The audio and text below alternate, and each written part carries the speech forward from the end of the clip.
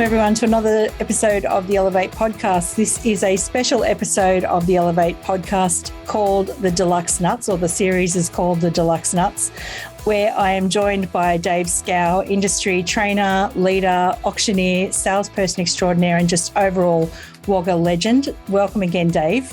G'day, Sam. Thank you. Thanks for having me. It's a pleasure to have you because this week has just been the biggest week in reality TV ever. So we'll get on to real estate at some point. Yeah. But Survivor. Did the right person win? No, I don't think so. I think that, I don't know. I think that there were probably a couple of plays in the last couple of episodes that just didn't go the way that they should have, starting from when Geordie was kicked out.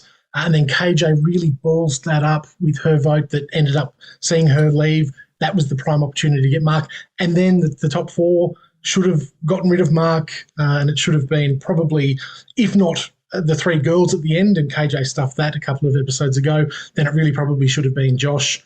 And the two girls up there, look, I think Josh then would have won. I think that he was probably a more deserving winner. I think Mark probably coasted a little, but again, that was his strategy. It's all about strategy. And, look, good on him. I really like him. I think he's a nice guy. And I think that he and Sam have sought that redemption from being on an early season a few years ago now. So good on them. But, yeah, look, not who I would have liked to see win. I think there's an interesting lesson there for real estate agents in that whole final tribal council. And I'm sure fans of Survivor will know what I mean when they all gave their pitches and, it's like a listing presentation. And Shay gave her pitch and all the other, let's call them contestants, had heaps of questions from the jury, but Shay had no questions. And I think, there's an interesting parallel here in real life as well, because if the client's asking you questions, it's not that they're objecting, it's they're actually interested in choosing you. Yeah, I'd be much more concerned about the client that asked no questions than the one that asked 10. So, yeah, good point. Yep. Absolutely. Married at first sight, did the right person win it? No. Did any of them win it? I mean, are any of them winners? I don't know. I don't know that and if they're not winners, does that mean they're losers? Probably. I don't know.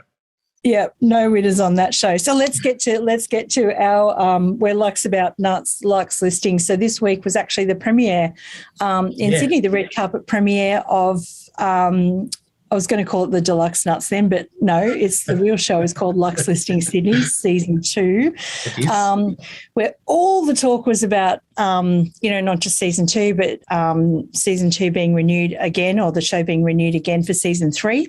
Yep. And, let me tell you, Dave, it was exhausting. Everybody was there. Yeah, because you guys got to go, yeah? Yeah, we did get to go. And I can sort of say, pretty much there was a whole lot of batchy babes there. There was Married at First Sight people. Speaking of that show, I think Jules and her husband were there, but I didn't watch, I can't remember his name. Sorry, Jules's husband. Kyle Sandlands was there with his partner. He had a whole entourage, someone said, is that Kyle Sandilands? And then there's like 6 people walking behind him. Yeah. So no Cristal, unfortunately. I said to Mark on the way in, if there's not a Cristal champagne tower, I'm leaving. Like we saw in episode 2, there wasn't a Cristal champagne tower, but I stayed. And when I sat down, Gavin came over to say hi and introduce me to his father. So the guy to the right was actually Gavin's father, who was amazing. And so you had Gavin's father on one side, Leanne Pilkington on the other. Some of the secondary players in the series. What a win. Yeah, I know, right? And Leanne was fabulous as always, and we'll have to get her on for a bit of gossip because there's a big storyline involving Leanne in this season. But let me tell you, Gavin's dad is just next level nice guy, like real salt of the earth, exactly like he came across in season 1. Super, super duper proud of his son. Just a real joy to meet. I said to him, you look just like Gavin, only better looking. And, he laughed and he blushed, and thankfully Gavin was out of earshot. Lovely, lovely guy. Yeah, great. And how good is that when people that you see on TV are just as nice in real life? We've had the opportunity in the last week to interview the stars of the show. I know that you got to speak with Gavin and Simon. I got to speak with Delene and Monica, and absolutely just like they are on the show. No airs and graces, no puffery, just really down-to-earth decent, nice to talk to people. Obviously, one of the promises of this show is to bring everybody the behind the scenes, the gossip, some interviews with the cast. Literally, before I left to go to the airport, I did catch up with Gavin and Simon, and it was hilarious actually, because I've known Gavin for a while. And interestingly, Gavin talked about a couple of the things that you and I have been talking about, Dave, in the show, like, you know, the whole the growth equation, like, you know, like how can you grow in a market where there are other agents probably, and somebody maybe wants you to slow down, but you want to speed up. So we talked about that. I did put it to Simon that, you know, that he could go on The Bachelor. And I asked him the question, you know, if Osher Gunsberg called you tomorrow, what would you say? And his answer to that was pretty interesting and revealing, as you'll see in a moment. And the other thing is, obviously, because the season is filmed quite some time, you know, before it's released, I asked Gavin about Remy's baby, and you know, because Remy's baby has obviously been born now, and you know, like he looks like he's like a proud godfather himself. So, you know, said that little guy's taken everything from me, everything, but I love him. He's got a big head, and you know, and he's as cute as. So, shall we roll the tape? Let's go. Good to see you both, and Simon, great to meet you. And you, thanks for having us. Well, I've watched the first few episodes and I have to ask the question straight away. It's good to see you both together. Like, are you on speaking terms? Of course. Today we are. Today we are. I had a much nicer answer than Gavin, huh? You're keeping that suspense going. I think we're always good. We had a few rough patches in season 2, but we're all right now. Well, we're about to launch into season 2. I think tonight's the night of the premiere. I'm just keen to know from both of you, like you were already very high profile agents in the East. What was the reaction after the show? I'll go with you first, Simon. The reaction's been great. I mean, I think you always expect, well, we were certainly set up for it. And I think we thought in our heads that, you know, it can go either way. But I feel like the reaction, like this show's really taken off and people love it. And I think it's credit to Amazon. It's credit to the rest of the crew. You know, Gav, Delene, Monica, they've all been themselves on the show. And I think that really shines through. And it's been, I think, a really positive, amazing experience. Yeah. Has everyone put themselves on the show? Have they? Now I'll hand it over. I don't know. You and I have definitely, but I don't know about that statement right there. Sorry, me and Sam are tight. I don't have to put no show on for her. You know what I mean? All right, well, the floor is yours, brother. The reaction has been good. I think objective for me is always, what do I need to do to put me in a position to sell more houses, get in front of more people, create more opportunities. I mean, you know me for a long time. We've, like I said, you know, worked together kind of indirectly over the course of my entire career, Sam. And that's always the objective for me. So it's definitely achieved that so far, and it seems to be growing. So we're just going to keep harnessing it and keep doing it, I think. Yeah, absolutely. And you've just been renewed for a 3rd season, which is really, really exciting. How do you fit filming into an already busy schedule? Because I know you're super busy, Gavin, and Simon, I can imagine that business is sort of booming in the last year as well. For me, it's like we've always spoken about forever, time management and having a great team who can give you capacity.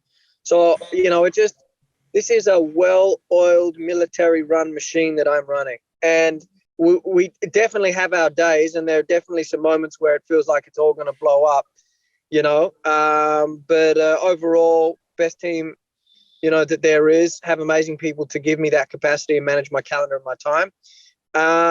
And just, unfortunately, a lot of personal sacrifice goes into that. You know, I think forgot my mum's birthday, which I know makes me a shit son. My best friend right now, he's going through a few challenges with his marriage. He's not really talking to me because he hasn't felt that I've been there for him. Forgot another good friend's birthday yesterday. I know I'm just sounding like a real idiot, but my work really is my priority, and my clients get my time. And I haven't wanted to let the filming affect that, and it hasn't. But as a result, you know, have been really super zoned in on everything I've had to do. Yeah. And what about you, Simon? Any juggling or time management tips from you guys for the punters at home?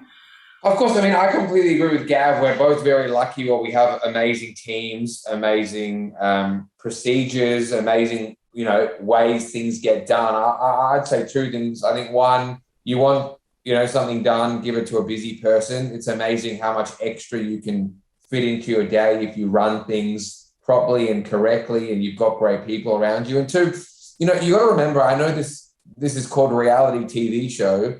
They are filming us in our jobs during the day. And so it's not like we're not doing our jobs to do filming. We're just getting filmed doing our jobs. So that does help make it easier. And so, Simon, speaking of mothers, your mum, Jen, is one of our favourite characters in the show. And we've been having a bit of a discussion about whether or not you should be on The Bachelor next year to take the pressure off Jen. So, I have to know for everyone back in the office, if Osher Gunsberg called, would you say yes? I would absolutely not. It would be no. Simon's taken now, Sam. Simon's taken now. He's not going on no shows. Oh, right. Okay. But Jen definitely is a fan favourite. People love her, and for good reason. She's very funny. Yeah. Well, I was thinking another complication would be that you and Gavin seem to spend a lot of time in showers together. I think I the shower scenes. It would make the ladies jealous. Yeah. In the shower. So yeah, we thought that would probably have to sort of, stop, and you'd have to get involved in the kitchens a bit more. Nah, we're always going to shower together no matter what. So let's talk about a couple of the storylines. It felt like there's a bit of a reversal of roles for you from season 1 to season 2, Simon. Like in season 1, you were a typical buyer's agent, pointing out all the flaws and stuff like that in the properties. And then in season 2, you've been pretty complimentary about a lot of the properties. Is that the difference in the market now with, last year we just saw buyers everywhere? No, I think Amazon probably cut out a lot of me pointing out the negatives, because Gav will tell you that ain't ever going to change. But the houses did step up in season 2. And they were harder to fold. Gavin, what was your favourite property from season 2? I love Carlotta Road. So cool. Double bay. I think, I believe that's the highest price ever paid for a duplex in the East. In fact, I know that is the highest price paid. It's not a terrace, remember, it's a different it's a half a house, right? It was developed that way. And almost 10 million bucks we got for that house, and the finish and the size and the gym and it's just a vibe, really. I was at that auction and I was speechless. It was big money. Yeah, and how good is Cooley too? He's always amazing, isn't he? He's first class. Damien's you don't know what you don't know, and not to say anything bad about any of the auctioneers I've worked with in the past, but I've been working with Damien now kind of 3 years, and before I did work with him, I always kind of paid attention because he's the guy, he's the auctioneer. But then working with him is just the confidence he has on the floor to ask for that extra bid. He ran an auction for Ollie Lavers just 6 weeks ago now, and he could feel the momentum. So normal auctioneers will ask for 10 or 20, Damo was, when we were past reserve, asking for $500,000 increases, and the boy was getting them. So it's all these little tools and extra good people at the top of their game that help us do what we do best, and he's definitely one of them. Yeah, amazing. Now, a lot of agents were complaining last year that listings were tight, and we know that they were right across the board, but we saw you guys in season 2 make, starting to make stuff happen. It fell over, but how common is it that, let's say you've got no listings, and so, now is when you start thinking about, all right, well, who needs to move? How regularly do you guys start thinking about that sort of stuff? I think Simon's never short of buyers and I'm never short of listings, but if you ask us both, we never have enough. Is that right, Si? Would that be fair? I would say couldn't agree more.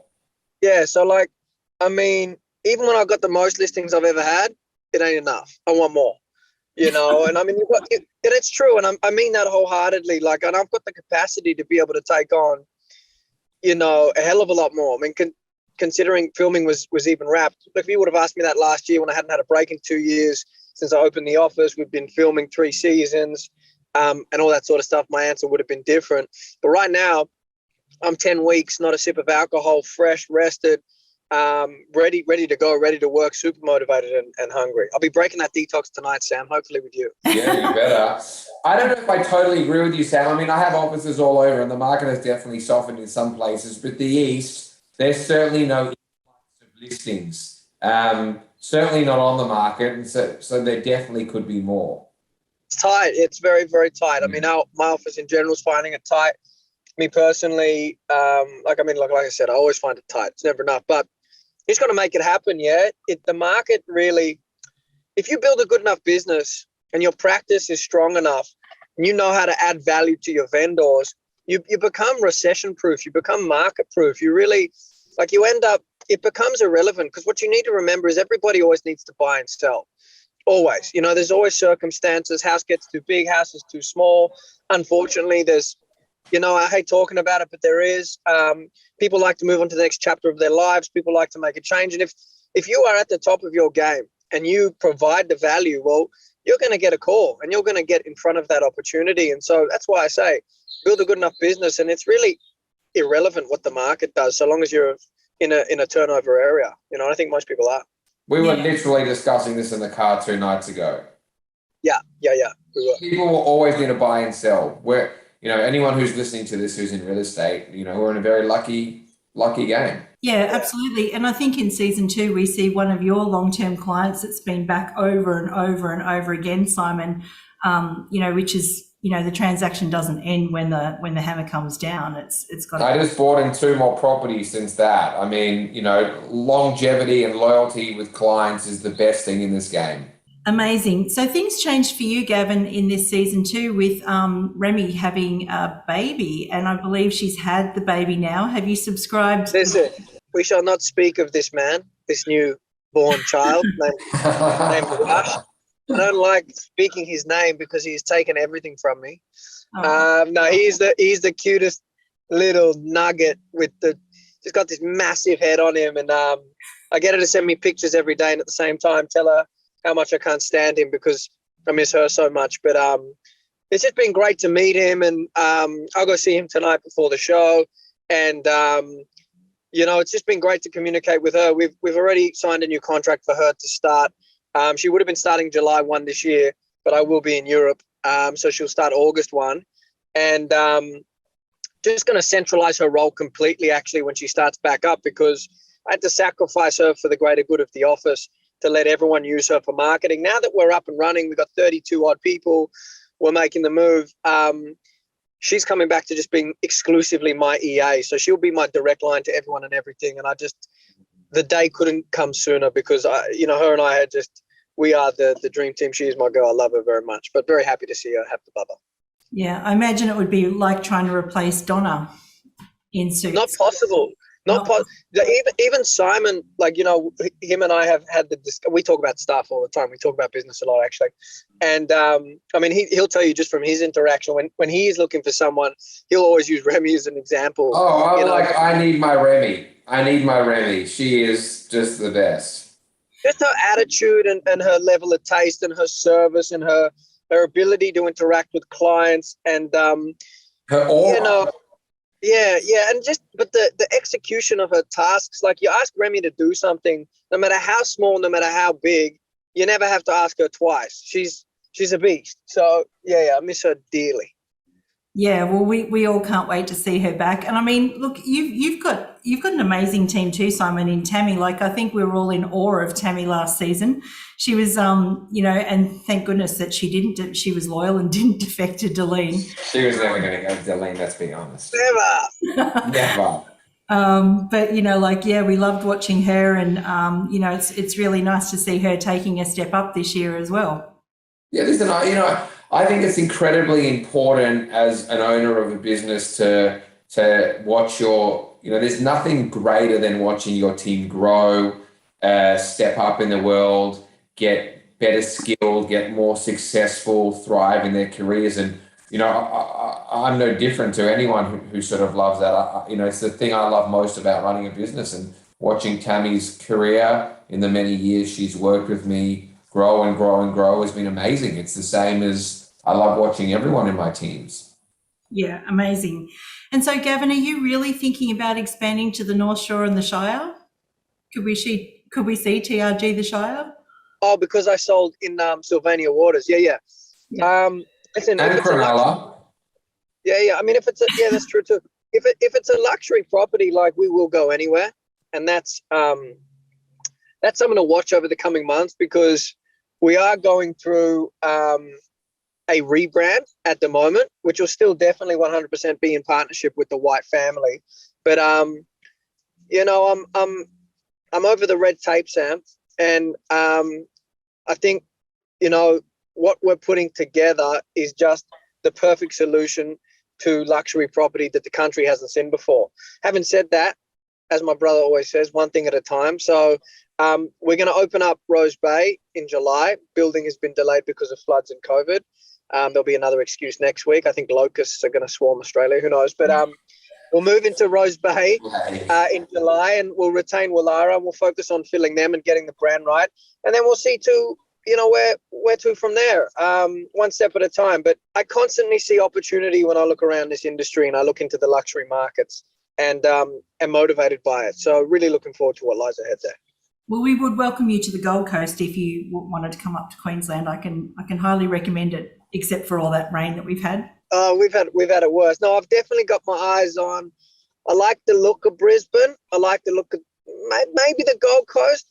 I like the look of Palm Beach, Melbourne, Toorak. I really like the look of. You know, luxury boutique markets really they get me going, man. I'm passionate about them. Really, I am. So, what's it like working with Monica too this season? You've probably seen that first episode. I'm like very skeptical because you know, I come from a school of real estate hard knocks where it's like really about working, grafting, putting in the effort. That never stops.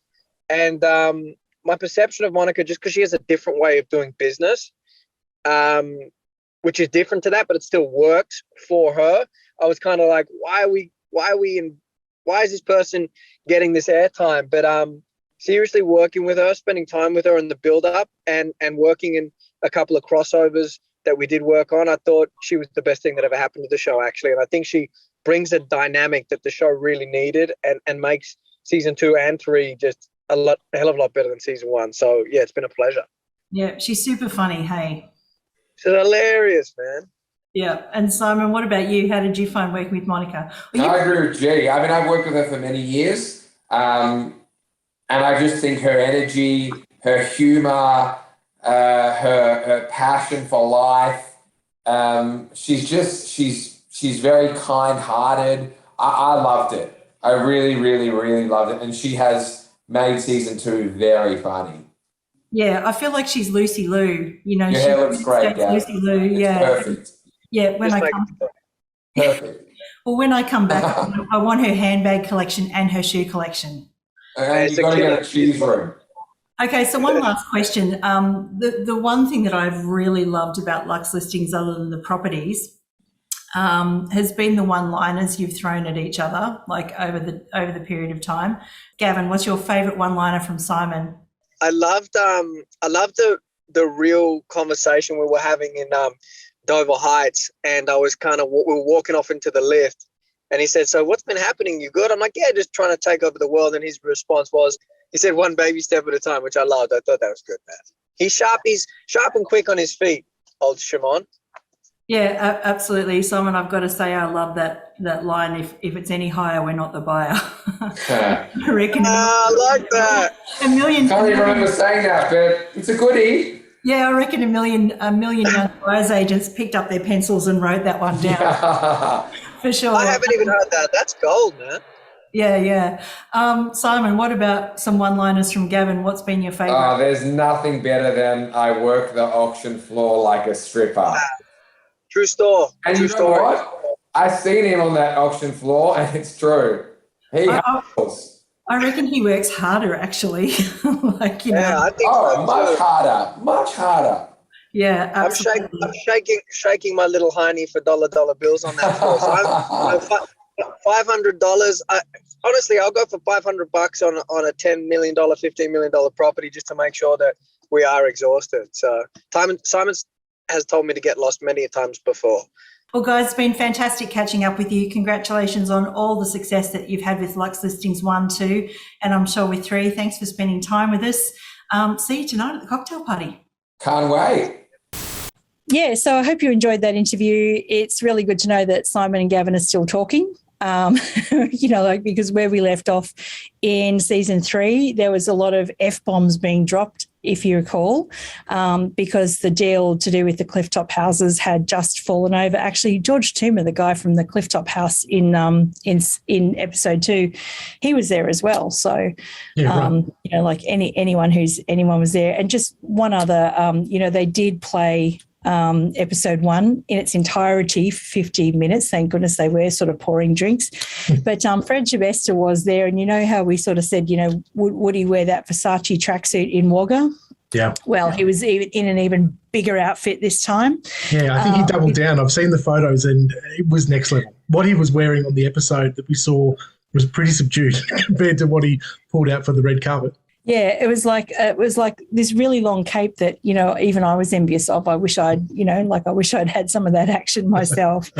But amazing time. So let's move on to episode 4. But before we get started on episode 4, I just want to say thank you again to our sponsor, Issue. As a special offer, readers and listeners of Elite Agent Elevate and the Deluxe Nuts can get started with Issue today for free, or you can sign up for an annual premium account to get 50% off when you go to issue.com and use the promo code ELITE. That's issue.com, ISSUU.com, and use the promo code ELITE at the checkout for your free account or 50% off your annual premium account. So, Dave, where did we leave off?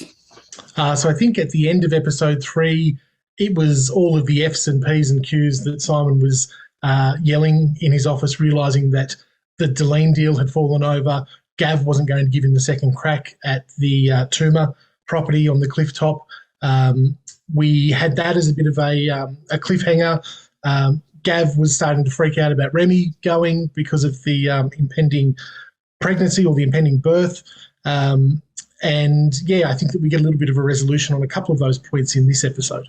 Yeah, absolutely. So meanwhile, the first major scene where we're beamed off to Point Piper in a house called the Golden Pocket House. It's 4 beds, 3 baths with an asking price of $8.8 million.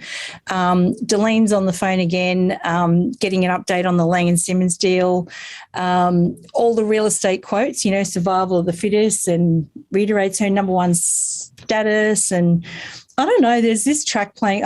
I'm sure it's all original music for this series, but it sounds like, a James Bond song because, we're talking about the Golden Pocket of Point Piper, and apparently there's only 713 houses, and Sebastian pipes up and says, yeah, it's the 8th wonder of the world, which is really cool. So they look like they're about to have an open house for this, for this beautiful little home in Point Piper. I'm sure it's not actually little, but Deline pulls out a bag and it's got some golden slippers in it. Yeah, and look, the golden slippers for me were a bit naff, to be honest, but as you mentioned sort of before we shot the show, it looked like that she'd been shopping deals on Alibaba.com and bought them in bulk.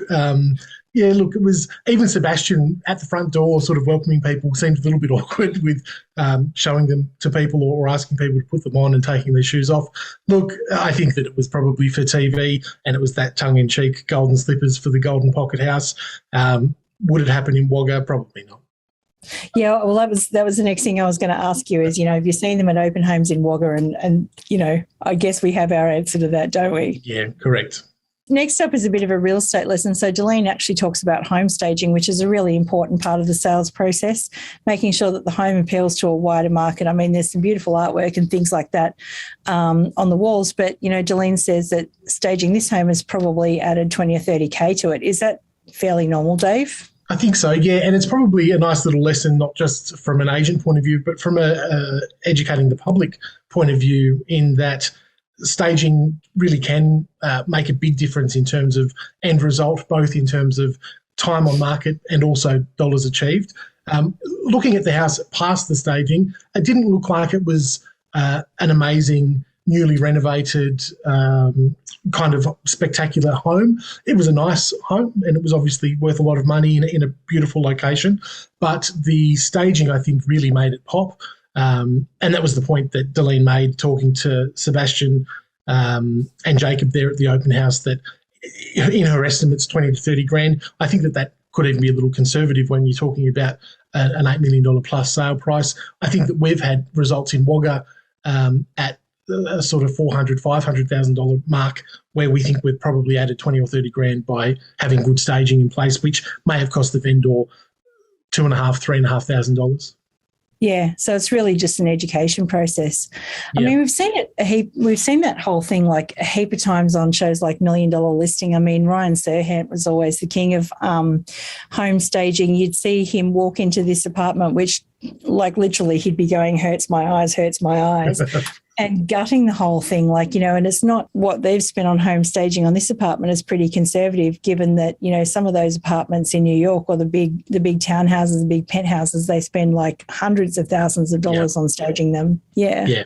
Especially when the agent holds that cost throughout the listing process as well. A little bit different here in Australia, thankfully, that we've got this thing called VPA and the vendors are paying for advertising, marketing and staging up front. So thankfully we're not carrying the ticket throughout the sales process, because that would be a fairly hefty balance.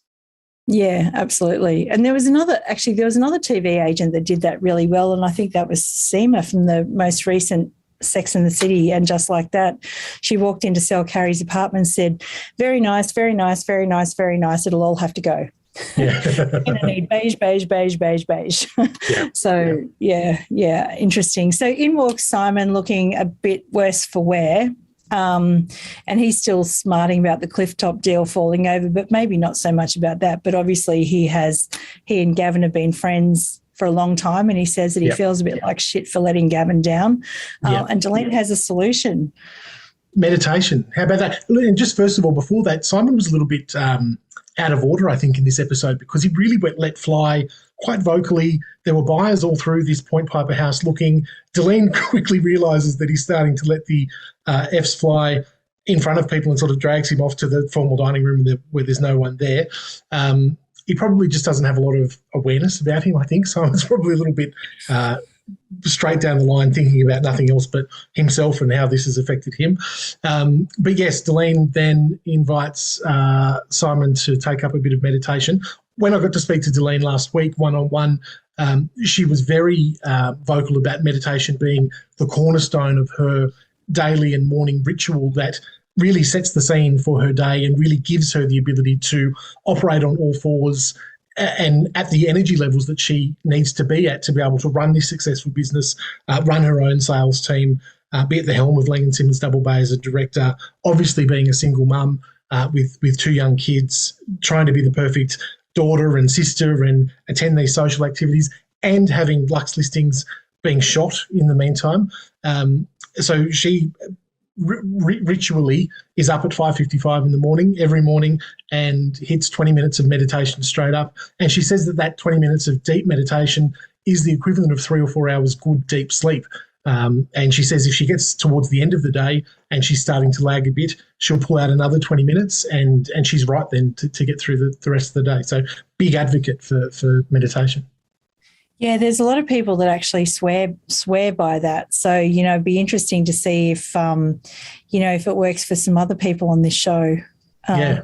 Well, especially when Simon says, "Look, I'm in if Gavin's in as well." Deline makes a joke about putting him in her backpack and taking him along with her. But yeah, it'll be interesting to see how this plays out and if it comes to fruition. Gavin doesn't strike me as the meditating type. I could be wrong, but he doesn't strike me as that.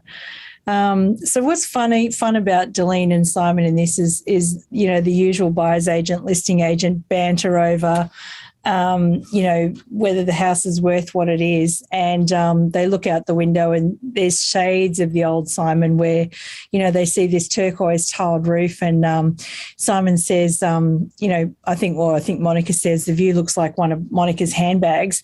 And Simon sort of quips back with green, scaly and expensive. Yeah, so, exactly right. And it does. It looks like a crocodile leather handbag across the road. And apparently it's heritage listed. Nothing can be done about it. It's a bit of an eyesore. And it's a really good point for Simon to really drive in the daggers into the asking price. He then quickly retorts with an offer at 8.5. Deline asks whether he's smoking something funny because he's just that far off. Interestingly enough, this season, we're season 2, episode 4, so we're 2/3 of the way through, and I don't think we've seen Simon do a deal yet in the show. And it shows, I suppose, the turning of the market between season 1 and season 2, and just how hard it must be for a buyer's agent to be able to get those deals done. Yeah, absolutely. So, we'll be watching, we'll be on Simon Deal Watch from this point forward, I think. Yeah, correct. So we're back across town to TRG. Well, not just down the road, really, back to Woollahra. And Gavin's got another hamper from his secret admirer. Actually, It's not his secret admirer. It's just someone that wants to come and work for him. Yep. And this seems really non-scripted, right? A buyer calls in from Sylvania. A seller calls in from Sylvania Waters, and Gavin has no idea where Sylvania Waters is. The only reason I had some idea was because I grew up in the 80s and there was a show called Sylvania Waters. So, there were all these jokes about the Shire, and then, of course, there was the show The Shire. Yeah. And Sophia and Vanessa, because I remember that's how you used to say her name, come to mind. But yeah, so someone rings up Carl, I think, on the phone and says, I believe, you're the guy for me, even though, there's probably about 60 kilometres of difference between them right now. Mm-hmm. And I think this is a TRG type property. He even knew what to say there. Yeah. And so Gavin agrees to go do an appraisal, and Remy says, "So you're going to take Simon through?" And Gavin says, "Nope, I'm not taking Simon through," and gives a new buyer's agent a call, Martine, who we're about to see a bit more of. Conveniently, 2 seconds before this phone call came in, Kai and Gavin were talking about Martine, this buyer's agent, and how well she'd been doing. Kai thinks she's hot. Gavin thinks she looks like Delene. Look, this is the epitome of scripted reality TV. I think it was probably a little awkward to watch, but the crux of it, I suppose, is what makes a TRG property, and this is probably a really good branding exercise for Gavin and his team, in that they are building a reputation for dealing with a type of property. We talked about it in season 1 with the Bondi apartment, which probably typically wasn't the grand mansion at Bellevue Hill, but it was still a TRG property because of the uniqueness of it. The same with this one. It's waterfront, although out of area, waterfront, 6 or 7 years old, beautifully built, TRG kind of property, would definitely photograph and video well. It's the kind of thing that you could see Gavin walking out to that jetty with his welcome home stance, and it would fit right in with everything else that they've got listed. Oh yeah, actually I can imagine that now too. Yeah. He would look tall too, if you just him on the jetty. Good camera angles. Good camera angles. But yeah, I mean, look, it did remind me of the Gold Coast, and I did ask Gavin and Simon about, Gavin rather, about whether he would come to the Gold Coast, because that's very much the vibe of Sylvania Waters. Like, there's the boat moored out the front, and it looks really like a lifestyle kind of property, which is really, really lovely. And I do think you're right about, is it a TRG property or not? I mean, that's marketing 101. Yeah. And I mean, often, every agent wants to appeal to the widest possible audience to get as many listings as possible. But the trouble with doing that is you end up working with a heap of people that you don't necessarily like, selling properties you're not necessarily good at or have some passion for, and you don't get known for one thing. Like, if there's one thing I know about, the likes of Josh Teslin, for example, is that, he started on duplexes and he became the duplex guy. And then, once you go deep into a niche, then you can go wide. And I think, the idea of this TRG property is really, really smart. Yeah, I agree. We also see in this scene, just before it cuts to the next, Remy, who we know runs Gavin's life, professionally and personally, it seems, bugging him about a doctor's appointment that he's missed a couple of times. He's got a lump on his head. And she's really persistent or insistent that he makes this appointment, which she's now said again. So, and that comes up again later in the episode. Yeah, and it's interesting. I think it's hard for Gavin to put himself first. because, obviously the business always comes first with him. But, there's a very famous quote that, like I've heard over and over again, is that healthy people have millions of wishes, unhealthy people have only one. Yeah. So it does really pay to look after yourself, and we'll get onto that one in a second. Yeah. But so interesting times down at Sylvania Waters, but now we're back over to the north side. And I think, like the running around that the camera crew must have had to do all over Sydney for this season, a lot more than last season, because we've gone from the east, we've gone from Point Piper to Rollara to Sylvania Waters, and now we're sort of heading back to Castle Cove to the birdhouse. Yeah. So Simon thinks that he's got someone now for the birdhouse. He's put his own bird phobias aside. They want to offer 8.5. Monica's price guide is 9.5. She has an offer for it, which is a suburb record. But she explains to Simon that the vendors just aren't ready to leave. They aren't emotionally ready to leave. And she's about to go in and start negotiating with them to see exactly what the problem is. Yep. And I'd love you to give me the agent's point of view on this one, because I think there is a really big lesson in this one, apart from like we're all sort of bawling our eyes out towards the end. But yeah. A really good lesson. Monica really shows a masterstroke in vendor management in this part of this episode.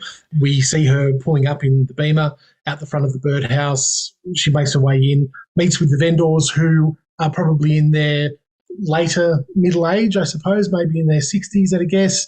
Her ability to connect with them and the question that she asks, I think, is absolutely bang on. And she simply says to them, look, you know that we've had an offer at 9.5, which is the asking price. Why don't you think that 9.5 million isn't enough for your home? And then she shuts up. And I think that there would be many inexperienced agents that would get to this point and talk themselves out of a deal and talk too much and try and convince the owners with facts and figures and statistics and all of the information under the sun as to why they should take this offer. And ultimately, you could show them everything that you've got, but if they don't want to take the offer, they're not going to take the offer. And if they're not emotionally ready to go, they're not going to go. And she delves deeper, and we find out from these vendors just as to why it's probably not the money, it's the timing. And they probably haven't reconciled themselves that the time to move is now, and they're just not ready for that. Yeah, it is interesting because, the story that we hear when she sort of, just opens up with the question.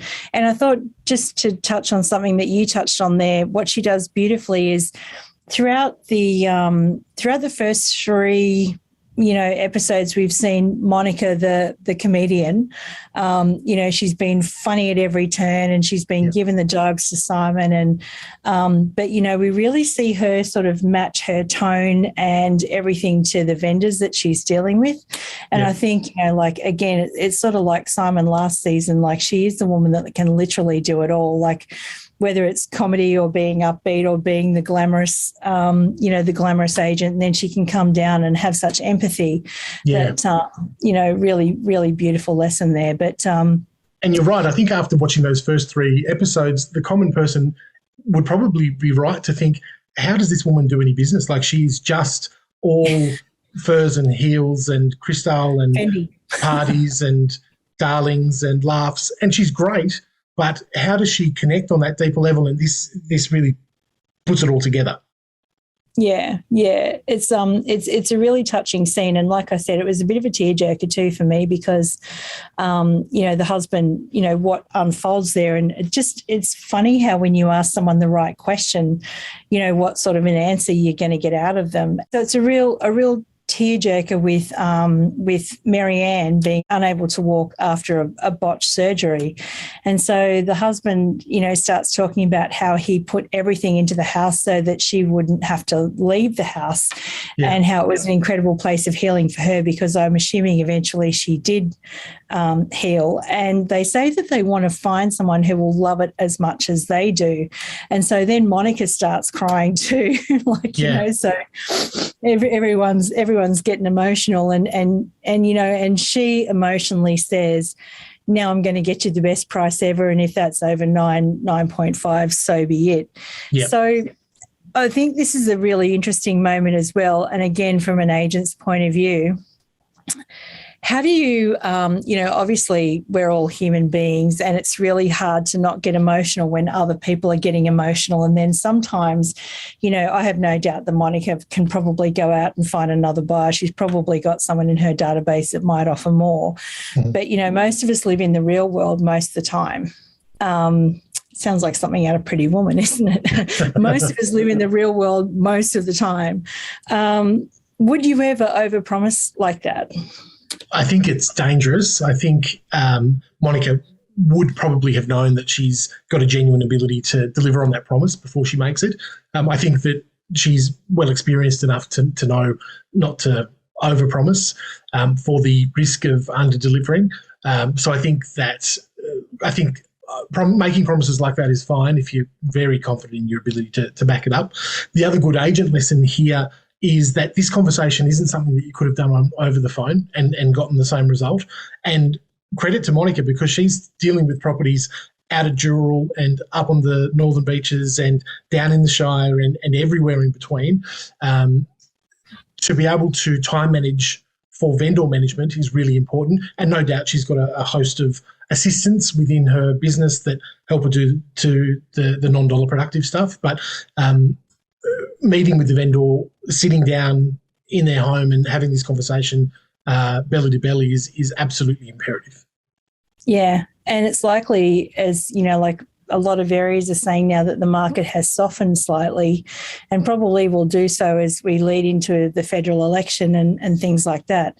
So there might be a lot more agents having a lot more conversations like that in the real world. And I think, the best advice is maybe go back to Monica and, ask that amazingly open-ended question because, again, You never know what might fall out. Correct, 100%. So Gavin has arrived at Sylvania Waters and, my eagle eyes picked up it wasn't the Lambo he was in. So I reckon. Yeah, and I thought, looking at the scene in this, I think it was an black Audi Q7 or something, beautiful car, driving through the streets. And I thought Gap's had a bit of a downgrade here, but no, he's got a driver because he needs a private driver to go anywhere outside of the eastern suburbs, probably just to find where Sylvania Waters is more so than anything. Yeah, that's what I was going to say. I reckon he's thrown the Refidex out the window and said, "Somebody take me there, please." Yeah, no Sidways for Gav. There's no street directory upside down on his knees, trying to drive the Lambo. Don't try that at home, kids. So, so in walks Martine, and she does look a little bit like Delene. Look, she's tall, slender, beautiful olive complexion. There are definitely some similarities. Gav really calls it to her straight to her face, though, and said, I thought that was Delene. And I don't know, Martine seemed to be a little bit offended by that. And look, that's a compliment. I don't know. I think that was probably just tongue-in-cheek. They seem like they've got some kind of long-standing relationship. They're certainly not strangers to each other in this episode, it doesn't seem. Yeah, well, I mean, I think it's a compliment too because Delene is exceptionally beautiful in real life, as I realised last Friday. But to me, Martine doesn't look like she wants to be in Sylvania Waters. Not particularly. And look, I don't think that she thinks she's got a buyer for Sylvania Waters either. I mean, she's got a buyer, although, again, a good agent lesson here was Gav's ability to try and reason with Martine as to why this is a good option for the buyers that she's dealing with. And look, he was throwing around figures that seemed a little bit inflated to me. I don't know if there'd be that much difference. We're talking about a beautiful built property on the water. They're talking circa 5-ish million for this place in Sylvania Waters, which is probably on the money. Gav quotes that it's probably worth 30 in Vaucluse. That could be, I mean, I'm not an agent in the eastern suburbs. It seems like a remarkable difference for that extra 40 Ks between Sylvania and the east. But he knows that Martine's vendors have got a very long wish list with a very short budget, and they can get everything they want and more within their budget, but not where they want it to be. Yeah, exactly. I love the chemistry between Gavin and Martine too. Not that they're, romantically involved or anything, because I think I did stalk Martine briefly on Instagram, and it seems that she's in a relationship, not with Gavin, with someone else. But, this is where I think, like a real skill, and, you're either going to love it or hate it in someone like Gavin, but he is just super charming with her. There is just, and, I've often said to people who have asked me what he's really like, and, I would say the same thing. There is something about Gavin that is, lit from within or something like that, and you really see it come out in this episode, where he just charms the pants off her. Like, they go through the house, they go through the master bedroom, he sort of quips that, like if they were living there together, that, 2/3 of the wardrobe space would be his and a little bit would be hers. And she quips back to him that the little room outside the master room is his snoring room, the husband's snoring room, like houses with snoring rooms only on Luxe Listings, right? Yeah, correct. Yeah. So, and the other thing that I really loved about Martine in this scene was, unlike Simon, who's all about the master and the shower and the bathtub, Martine said, "Oh wow, this kitchen is like state of the art." I was like, finally, someone's actually noticed the kitchen.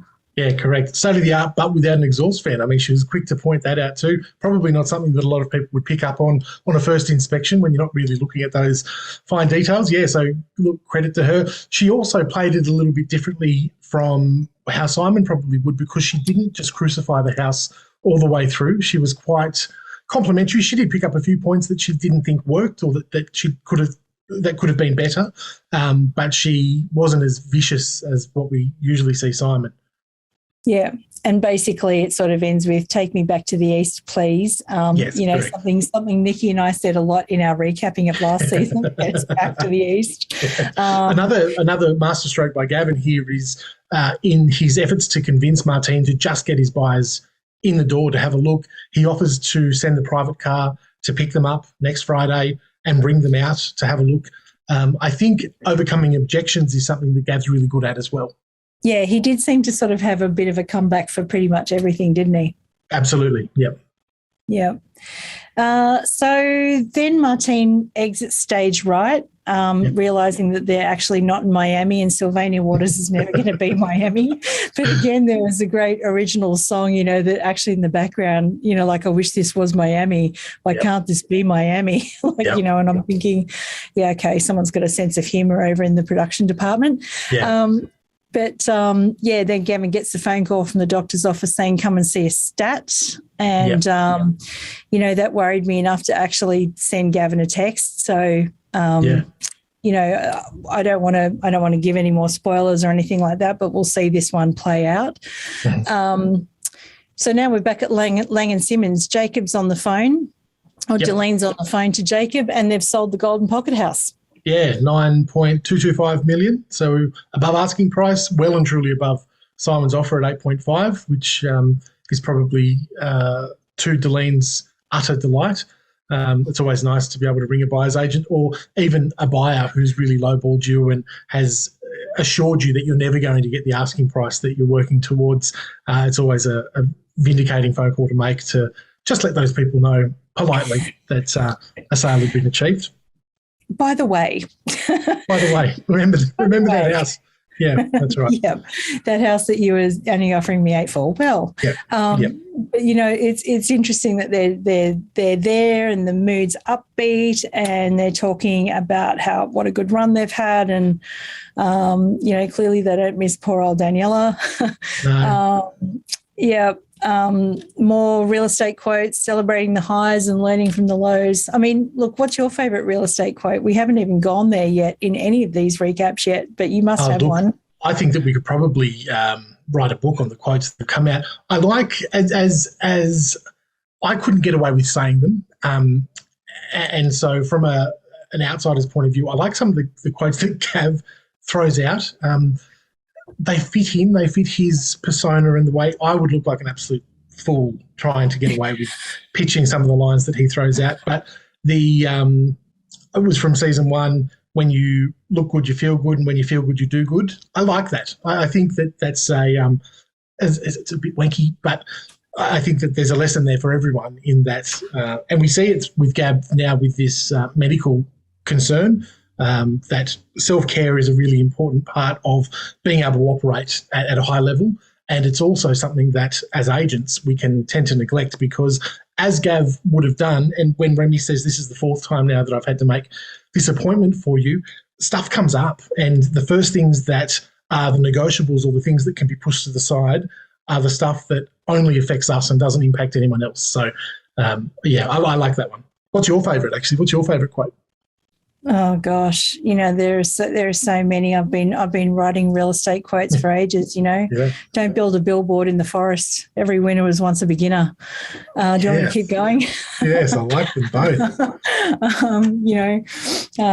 If you don't want to hang around slippery slopes, don't hang around slippery places or something. I don't know. There's so many of them. I still like my own quote. Everything's a test till it's not. So, everything is a test until it's not, correct. Yep. So we're about to get to the end of this episode, actually, and it's the Queen of Queens, our Queen's Queen, Leanne Pilkington, calling in. And she sounds very somber on the phone, and Delene picks up the phone and, Delene says, "You don't sound too well." And it hasn't been that she's been filming, some sort of dance video with Tim McKibben again. It was probably about this time that those dance videos were coming out. She's probably exhausted, probably.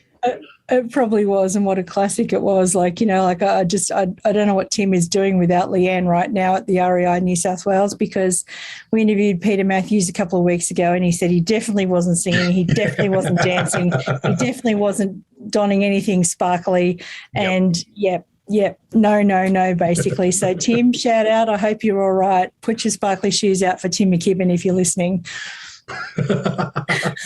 Anyway, Leanne says that they've hit some roadblocks, and I think we're at that dun-dun-dun. Yeah.